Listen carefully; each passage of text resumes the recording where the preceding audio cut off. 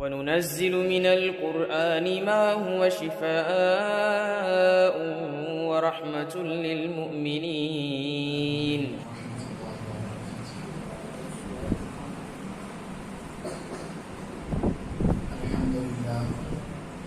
الحمد لله نحمده ونستعينه ونستغفره ونؤمن به ونتوكل عليه ونعوذ بالله من شرور أنفسنا ومن سيئات أعمالنا من يهده الله فلا مضل له ومن يضلله فلا هادي له ونشهد أن لا إله إلا الله وحده لا شريك له ونشهد أن سيدنا وسندنا وحبيبنا ومولانا محمدا عبده ورسوله. أما بعد، أعوذ بالله من الشيطان الرجيم. بسم الله الرحمن الرحيم. ألف لام را، تلك آيات الكتاب الحكيم. صدق الله العظيم.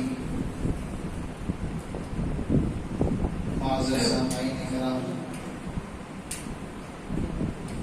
بزرگان دین، پورے ذوق کے ساتھ، شوق کے ساتھ، پیار کے ساتھ، ادب کے ساتھ، اخلاص کے ساتھ، دل کی گہرائی سے ایک مرتبہ درود شریف پڑھیں۔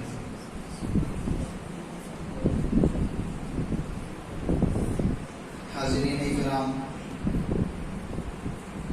آج تاخیرات بھی ہیں، انشاءاللہ دعا بھی ہوگی، ذکر کی مجلس بھی لگے گی۔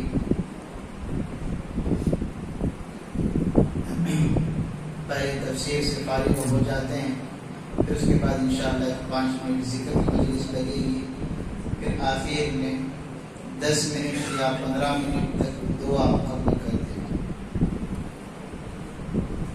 آج ہماری تفسیر سورہ یونس کے اندر تعلق سے ہے۔ سورہ یونس 11ویں پارے کے اندر ہے۔ ویسے تو آپ احباب کو معلوم ہوگا کہ حضرت یونس علیہ السلام کا واقعہ بہت ہی مشہور واقعہ ہے۔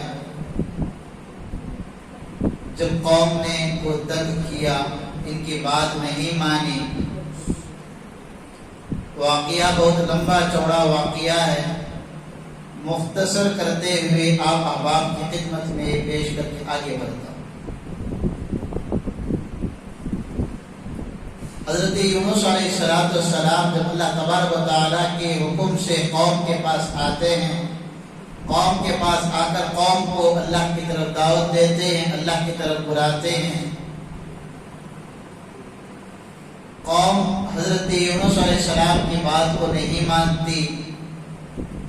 پھر بعد از حضرت یونس علیہ السلام کو اللہ تعالیٰ کہتے ہیں کہ عنقریب میں ان کے اوپر ایک عذاب مسلط کروں گا، اور جہاں بھی عذاب اللہ تبارک و تعالیٰ بھیجنے کا موقع ہوتا ہے، ایسے وقت سے پہلے اللہ تبارک و تعالیٰ اپنے پاک بندوں کو اس جگہ سے ہٹا دیتے ہیں۔ تو حضرت یونس علیہ السلام کو یہ بتا دیا گیا کہ یہاں پر عذاب بھیجنے والے ہیں۔ تو حضرت یونس علیہ السلام وہاں سے نکلے، اور ان کی قوم کی ایک عادت تھی کہ جب بھی کوئی تکلیف آ جاتی یا پریشانی آ جاتی تو اللہ سے مانگ لیتے کہ اے اللہ ہمیں معاف کر دے، ہم نے غلطی کی۔ یہ عادت حضرت یونس علیہ السلام کی قوم میں تھی۔ غلطی کرتے، لیکن جب غلطی کا پچھتاوا ہوتا تو اس وقت فوراً وہ اللہ تعالیٰ سے معافی طلب کر لیتے۔ تو الغرض اسی طریقے سے ہوا، اللہ تبارک و تعالیٰ جب عذاب کو بھیجنے کے تعلق سے حضرت یونس کو بتایا تو حضرت یونس علیہ السلام قوم کے پاس آئے، اور قوم کے پاس آ کر عرض کرے کہ آپ کے اوپر اللہ تبارک و تعالیٰ عنقریب ایک بہت بڑا عذاب، دردناک عذاب بھیجنے والا۔ قوم خاموش ہو گئی، سوچنے لگی کہ کوئی اور بات ہوگی، ایسے ہی بات بتا رہے ہیں۔ حضرت یونس علیہ السلام قوم کو بتانے کے بعد کہ آپ کے اوپر عذاب آنے والا ہے، ایک بہت بڑا عذاب، دردناک عذاب اللہ تبارک و تعالیٰ آپ کو دینے والے۔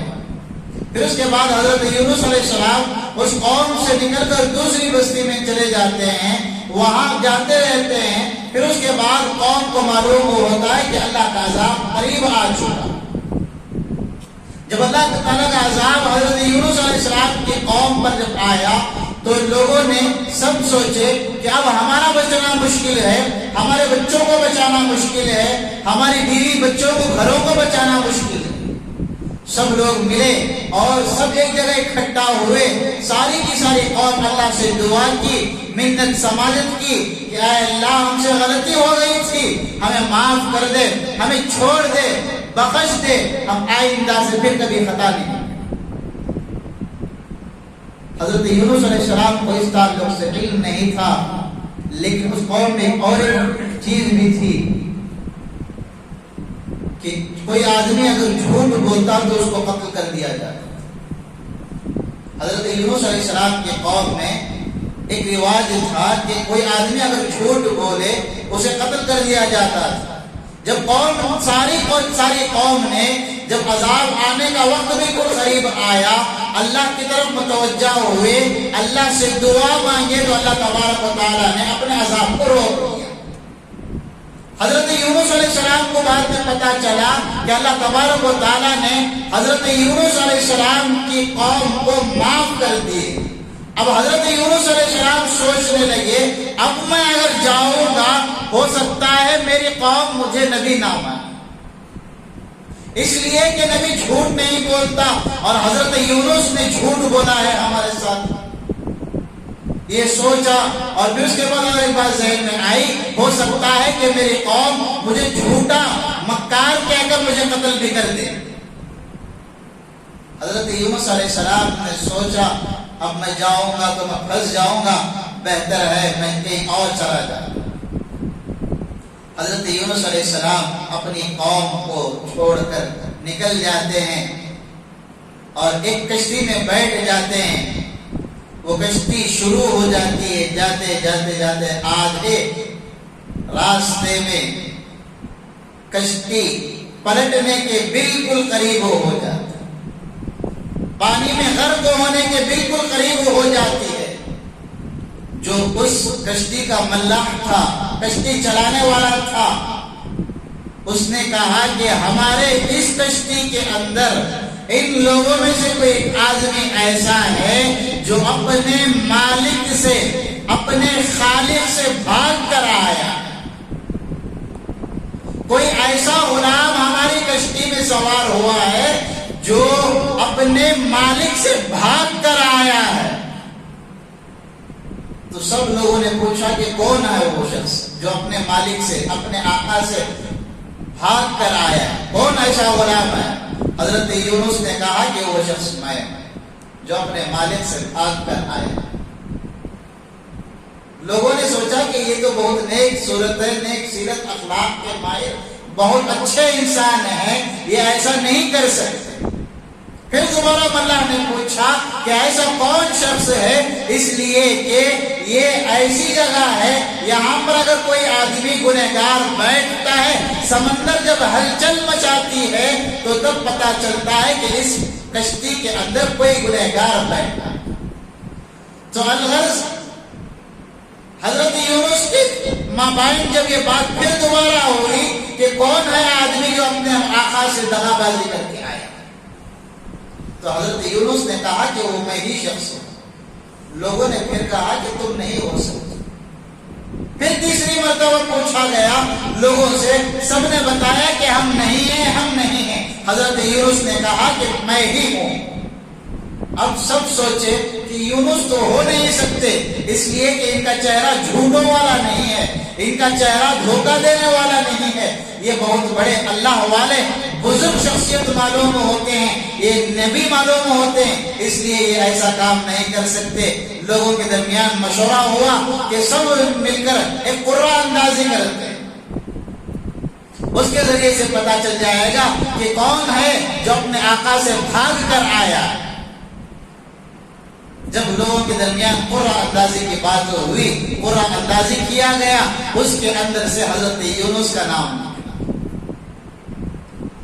پھر ایک مرتبہ قرعہ اندازی کی گئی، اسی طرح مسلسل 3 مرتبہ پورا اندازی کیا گیا تو تینوں مرتبہ بھی حضرت یونس کا نام نہیں تھا۔ آخر میں لوگوں نے حضرت یونس علیہ السلام کو اٹھا کر جیسے ہی اٹھا کر دریا کے اندر ڈالا، پانی میں ڈالا۔ اللہ کا کرنا ایسا ہوا کہ حضرت یونس علیہ السلام کو بچانے کا نظام اللہ تبارک و تعالیٰ نے پہلے ہی سے طے کر رکھا تھا کہ میرا بندہ، میرا چہیتا پیغمبر، میرا نبی کبھی نہ مرے، زندہ رہے، حالات سے بھاگ کر آیا ہے لیکن مرے نہ، زندہ رہے۔ جب اللہ تبارک و تعالیٰ نے حضرت یونس کو یہ نظام سارا بنا دیا تھا، حضرت یونس کو کشتی والوں نے اٹھا کر جب پانی کے اندر ڈالا، اللہ کا حکم ہوا، فوراً مچھلی آئی، اپنا منہ کھولی، حضرت یونس کو اپنے اندر لے لی۔ اور اللہ کا حکم ہوا تھا کہ مچھلی یونس کو دبانا نہیں، چبانا بھی نہیں، یونس کو دبانا بھی نہیں، چبانا بھی نہیں۔ اگر تو دبائے گی میرے یونس کو تیرے پیٹ کے کانٹے چپ کر وہ مر جائے گا، اگر تو چبائے گی وہ زخمی ہو کر مر جائے گا، تیرا پیٹ بھر جائے گا لیکن میرا بندہ بچ نہ سکے۔ اللہ تعالیٰ نے جب یہ کہا تو مچھلی فوراً حضرت یونس کو منہ کھول کے اپنے پیٹ میں رکھ لیتی، حفاظت کی طور پر، حفاظت سے حضرت یونس کو اندر رکھ لیتی۔ حضرت یونس علیہ السلام اب اپنی قوم سے بھی بھاگ کر آئے، کشتی میں آئے، کشتی کے ملاح نے بھی ایسا کیا۔ وہاں پر جب کشتی ڈوبنے کے قریب تھی، غرہ اندازی ہوئی اللہ کے حکم سے، تو اللہ کے حکم سے وہاں پر بھی یونس کا نام نکلا۔ پھر اس کے بعد مچھلی کے پیٹ میں گئے، وہاں پر رہے اور وہاں پر رہ کر اللہ سے دعا کرنے لگے، اے اللہ میرے سے غلطی ہو چکی ہے، مولا مجھے معاف کر دیجئے، اے اللہ مجھے معاف کر دیجئے، میں آئندہ آپ کے احکام کی خلاف ورزی نہیں کروں گا۔ آپ کہیں گے اپنا سر دے دے یونس، میں دینے کے تیار کھڑا رہوں گا۔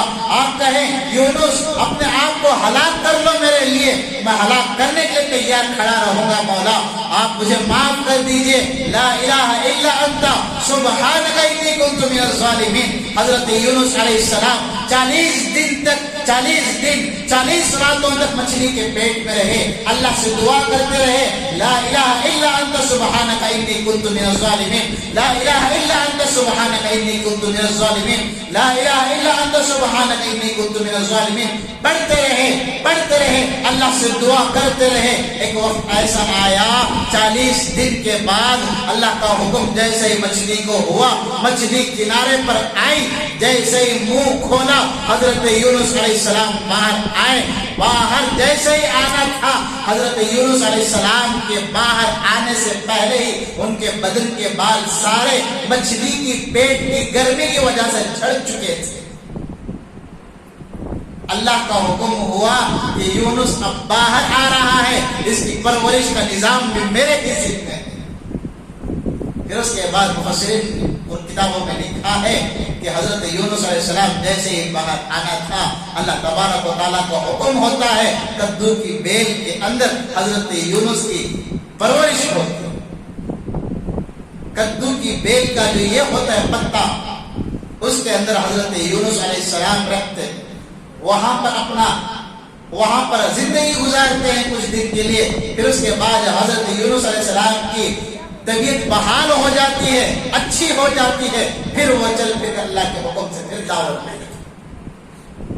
یہاں پر بتانا مقصد یہ ہے، لا الہ الا انت سبحانک انی کنت من الظالمین۔ یہ اتنی بڑی تسبیح ہے، اتنا بڑا ذکر ہے، جب بھی آدمی کو مصیبت آتی ہے کثرت سے اس کو پڑھ لیا کرو۔ اللہ تبارک و تعالیٰ اس آیت کریمہ کی برکت سے، اس آیت کی برکت سے، اس ذکر کی برکت سے سارے مسائل کو اللہ تعالیٰ حل کر دیتے۔ کوئی آدمی کورٹ کچہری کے چکر میں پھنسا ہوا ہے، مہینے گزر رہے ہیں، سال ہر سال گزر رہے ہیں، ہفتہ در ہفتہ گزر رہے ہیں، اس کے مسائل کا چھوٹنا کوئی مسئلہ نہیں نظر نہیں آ رہا ہے، کہیں سے اس کا راستہ کھلنے کا راستہ ہی نظر نہیں آ رہا ہے۔ ایسے شخص کے لیے ایک وظیفہ ہے کہ وہ روزانہ عشاء کی نماز کے بعد احرام پہنے، वजीफा बता रहा हूं, गौर से सुनिए। रोजाना ईशा की नमाज के बाद गुस्ल करे, वजू करे, गुस्ल के बाद नया वजू करना है इस वजीफे के लिए। गुस्ल करे, फिर वजीफा वजू करे, फिर उसके बाद एहराम बांधे। जिस तरीके से हज उम्रे को जाने के लिए से एहराम बांधा जाता है, एहराम बांधे, फिर उसके बाद जो है अपने पास जो रकम रहती है उस रकम में से 15 रुपये, सिर्फ 15 रुपये सदके की नीयत से उठाकर एक जगह पर रख दे। ईशा की नमाज के बाद क्या करना है? गुस्ल करना है, फिर वजू करना है, फिर एहराम बांधना है, फिर उसके बाद 15 रुपये अपने पैसों में से, दूसरों के पैसों से नहीं, अपने पैसों में से 15 रुपये उठाकर अलग से रख देना। फिर उसके बाद मुसल्ला बिछाकर नंगे सर पर टोपी नहीं होना, सिला हुआ कपड़ा बदन पर नहीं रहना, कुछ भी नहीं रहना, नीचे एक एहराम का कपड़ा बांधा हुआ रहना और वो भी सिला हुआ ना हो। और फिर उसके बाद एहराम का एक कपड़ा ऐसा यहाँ पर बदन पर हो, हाथ में तस्बीह लेकर 1100 मरतबा ला इलाहा इल्ला अंता सुब्हानका इन्नी कुन्तु मिनज़ ज़ालिमीन, ला इलाहा इल्ला अंता सुब्हानका इन्नी कुन्तु मिनज़ ज़ालिमीन 1100 मरतबा अगर कोई शख्स पढ़ता है, सारी की सारी दुनिया उसकी दुश्मन बन जाए, सारी की दुनिया उसको जान से मारने पर तुल जाए, सारी की सारी दुनिया उसको खत्म करने के दर पर आ जाए, इस आयत करीमा की बरकत से सिर्फ 3 दिन ये अमल कर ले, सारी दुनिया उसके गुलाम बनकर उसके पैरों में खड़ी हो जाए। ये ताकत है इस आयत के। अगर बच्चे बार बार बीमार हो रहे हैं, घरों के अंदर छोटे छोटे बच्चे होते हैं, बार बार बीमार हो रहे हैं, कभी उनको बुखार आ जाती है, कभी सर्दी का मसला रहता है, ऐसे बच्चों के लिए सरसों का तेल खरीदें और फिर उसके ऊपर 1100 मरतबा ला इलाहा इल्ला अंता सुब्हानका इन्नी कुन्तु मिनज़ ज़ालिमीन पढ़कर उस तेल पर दम कर दे। बच्चे का मिजाज बदन में अगर गर्मी का है तो खोपरे का तेल इस्तेमाल करें, अगर ठंडी का बदन है तो सरसों का तेल इस्तेमाल करें। दम करने के बाद उस तेल से बच्चे के बदन पर मालिश करें। इंशाअल्लाह नाज़रीन, बच्चा अगर बीमार भी होगा फिर फौर वो सेहतयाब हो जाएगा और फिर जिंदगी में कभी वो ऐसी बीमारी में मुब्तला नहीं होगा जिस बीमारी को डॉक्टर इलाज नहीं कर पाएगा।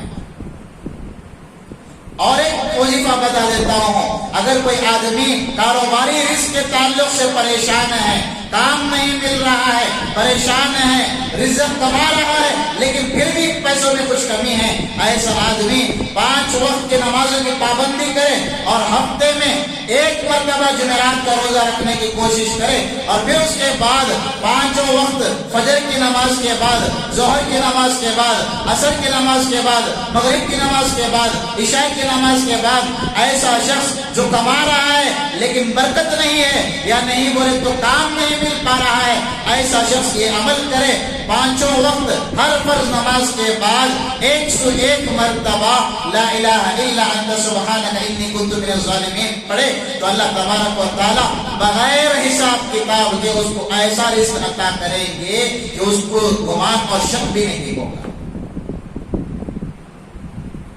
और एक वजीफा बताता हूं, सुन लियो। अगर किसी आदमी को जादू हो गया, जादू मालूम होता, जादू किसे चोरी, जादू, अगर किसी को जादू हो गया, चाहे जादू करके खिलाया गया हो या जादू करके पिलाया गया हो या जादू करके दफनाया गया हो या जादू करके कहीं पर लटकाया गया हो या काला जादू हो या ब्लैक मैजिक हो, किसी भी तरह का जादू हो, इन जादुओं में से कोई भी एक किस्म का जादू आपको हो गया हो तो ऐसी सूरत हाल में 3 दिन तक, पहले 3 दिन, फिर उसके बाद 1 दिन गैप, फिर 3 दिन, फिर 1 दिन गैप, फिर 3 दिन, 1 दिन गैप, इसी तरह ये अमल 3 दिन करते हुए कम से कम 3 दिन का एक छिल्ला आपको मुकम्मल करना हो। پہلے 3 دن، پھر 1 دن گیا، پھر 3 دن، 1 دن گیا، ایسا 1 دن کے درمیان جو رہتا ہے اس کا حساب نہیں لگانا. جو 3 دن آپ کرتے رہتے ہیں اس کا حساب سے 40 پر 1 دن کرنا ہے. عمل کیا کرنا ہے؟ مغرب کی نماز کے بعد ایک پانی کا بوتل لینا ہے اور اس کے اندر 7 مسجدوں کا پانی آپ کو لانا ہے. کتنی مسجدوں کا؟ 7 مسجدوں کا پانی لانا ہے اور 1100 مرتبہ اس کے اوپر لا الہ الا انت سبحانک انی کنت من الظالمین پڑھ کر دم کرنا ہے اور وہ پانی پینا بھی ہے اور اسی پانی سے غسل بھی کرنا ہے. اور احتیاط یہ کریں کہ یہ پانی موری وغیرہ میں، نالے وغیرہ میں نہ جائے.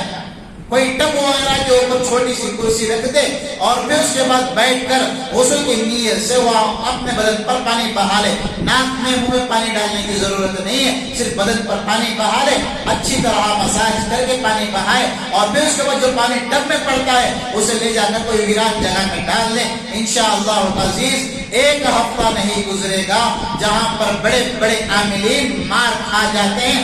ایسے جادوؤں کے ختم کرنے پر ایسی جگہ پر یہ عمل کام آتا ہے. 100% گارنٹی کریں گے نا سبھی انشاءاللہ. اللہ سب کو عمل کرنے کی توفیق عطا فرمائے. اور اس کے بعد جو ہے حضرت ہود علیہ السلام کے تعلق سے واقعہ سورہ ہود میں یونس ختم، پھر اس کے بعد سورہ ہود شروع. ہود حضرت اس سورت کے اندر بہت سارے نبیوں کے داستان کا تذکرہ موجود ہے. بالخصوص حضرت ہود علیہ السلام کا تعلق کا واقعہ جو اس سورت کے اندر ہے، جس کی بنسبت اس سورت کو سورہ ہود کہا جاتا ہے. حضرت ہود علیہ السلام کو اللہ تبارک و تعالیٰ نے جب نبی بنا کر، پیغمبر بنا کر لوگوں کے درمیان میں بھیجا، لوگوں کے پاس حضرت ہود علیہ السلام آئے اور بتائے کہ لوگوں مجھ پر ایمان لاؤ، میں اللہ کا بھیجا ہوا بندہ ہوں، میں آپ سے مزدوری لے کر آپ کو جنت دینے کے لیے نہیں آیا ہوں، آپ کے پاس پیسے مانگ کر آپ کو صحیح راستہ دکھانے کے لیے نہیں آیا ہوں، میں کوئی مزدور نہیں ہوں جو آپ کے پاس آ کر مزدوری کر رہا ہوں، میں تو اللہ کا بھیجا ہوا پیغمبر ہوں. آپ میری مانیں، آپ مجھ پر بیعت کر لیں، مجھ پر ایمان لا لیں، اللہ تبارک و تعالیٰ آپ کو صحیح راستہ دکھائے گا، آپ کو جنت میں داخل کر دے گا. کچھ لوگوں نے ایمان لائے اور کچھ لوگوں نے ایمان نہیں لائے. ہر قوم کا یہی مزاج تھا. جب نبی آتے، ایمان کی دعوت دیتے، بہت سارے لوگ ایمان میں داخل ہوتے، کچھ لوگ ایمان میں داخل نہیں ہوتے. حضرت نوح علیہ السلام کی ہسٹری اٹھا کر دیکھے، ان کی تاریخ اٹھا کر دیکھے، 900 یا 950 سال انہوں نے محنت کی. بہت کچھ لوگوں نے ان کی دعوت سے متاثر ہو کر ان پر ایمان لائے. لیکن کچھ پیغمبروں کے قوم کے لوگ ایسے بھی ہیں جو نبی رہنے تک ایمان رکھے، پھر نبی کے جانے کے بعد ایمان کو بھی چھوڑ دیے. ایسے بھی ہیں. حتیٰ کہ آپ صلی اللہ علیہ وسلم کے انتقال کے موقع پر بھی، پردہ فرمانے کے وقت بھی حالات پیش آئے کہ لوگ زکوٰۃ دینے سے انکار کر دیے. زکوٰۃ دینے سے لوگ انکار کر دیے. پھر اس کے بعد بہت سارے لوگوں نے تو جو اللہ کے نبی کو دیکھ کر ایمان لائے تھے، اللہ کے نبی کے پردہ فرمانے کے بعد منافقین جو تھے اپنے ایمان کو چھوڑ کر پہلے والے ایمان کو قبول کر. بہت سارے ایسے لوگ. الغرض بتانا مقصد یہ ہے کہ ہر نبی کو، ہر قوم نے اپنے اپنے وقت کے نبیوں کو بہت ساری پریشانی، لیکن پھر بھی اللہ تبارک و تعالیٰ کے حکم سے وہ ان نبیوں نے اپنے اس کام کو نہیں چھوڑے، اپنے مشن میں کامیاب رہنے کے لیے آگے بڑھے، اللہ کے دین کو آگے بڑھائے، اللہ کے دین کے کام کو کبھی نہ چھوڑے. لیکن افسوس کہ ہم بھی اللہ تبارک و تعالیٰ کے بتائے ہوئے طریقوں کو چھوڑ کر چلتے ہیں. دعا کریں کہ اللہ تبارک و تعالیٰ ہم تمام کو اللہ کے بتائے ہوئے تمام طریقوں پر عمل کرنے کی توفیق عطا فرمائے. دین کا کام کرو، اللہ کا بتایا ہوا کام کرو. ضروری نہیں کہ آپ کو دین کا کام کرنے کے لیے 40 دن کی جماعت میں جانا ضروری نہیں. دین کا کام کرنے کے لیے آپ کو سہ روزہ یا عشرہ نکلنے کی ضرورت نہیں. دین کا کام کرنے کے لیے آپ کو کیا کرنا ہے؟ آپ خود نماز کو آ رہے ہیں، آپ کے گھر کے بغل یا پڑوسی سو رہا ہے، آپ آ رہے ہیں، آپ کا دین کا کام درست نہیں ہے، آپ جماعت میں جا رہے ہیں 40 دن کی، آپ کے گھر کا بازو کا پڑوسی سود کھا رہا ہے، اور آپ 30 دن کی آپ عشرے کی جماعت میں نکل رہے ہیں، آپ کا بغل کا پڑوسی ٹی وی دیکھ رہا ہے، آپ کا بغل کا پڑوسی شراب میں مبتلا ہے، کل قیامت کے دن اللہ تعالیٰ اس شرابی کو، اس سود خور کو نہیں سوال کریں گے بلکہ آپ کو سوال کریں گے۔